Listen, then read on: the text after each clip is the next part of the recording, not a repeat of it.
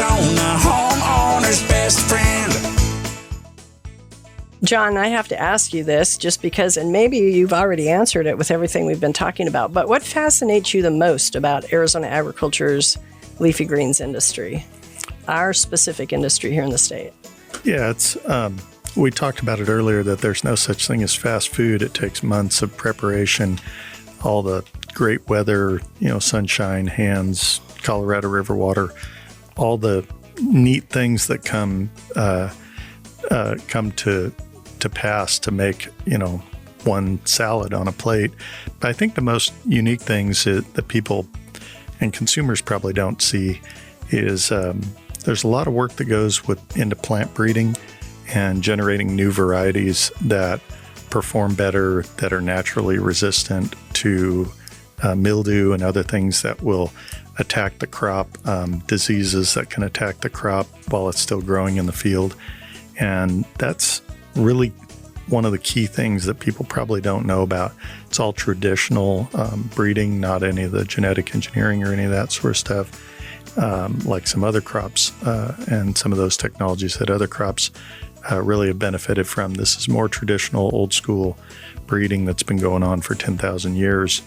And but the folks are very good at it. And I think that's something that consumers just don't see. And it really provides a better quality product, more affordable product, and more available on a regular basis product. So we're not as afflicted by, disease and, weather issues and things that will impact the crop. And you're able to then naturally address some of those things. They say without us improving our seed technology and using other factors, that 35% globally is what we lose to pest annihilating our crops. And a pest, one of them is either the fungus or any of the other things that happen.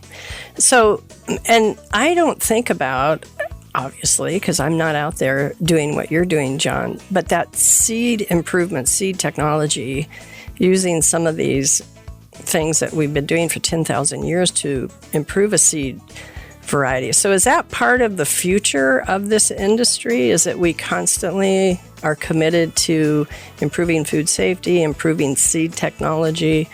What else? Absolutely. Yeah. Folks, most people have pursuits other than growing and producing their own food and fiber.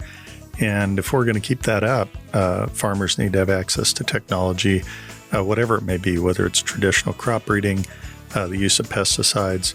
I grew organic vegetables for a number of years, and I think people are often surprised to learn that, technologies like pesticides are used very judiciously, even on organic crops. And they're just organic pesticides, and they don't work as good. So you have to do more applications and things. But both conventionally grown, organically grown, all the different ways that you can produce the crops that we're doing. If you don't have access to technology and improving genetics along the way,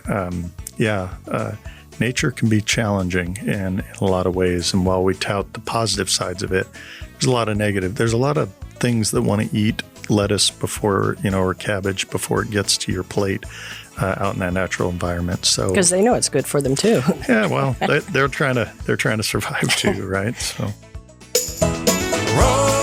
Rosie on the house, every Arizona home.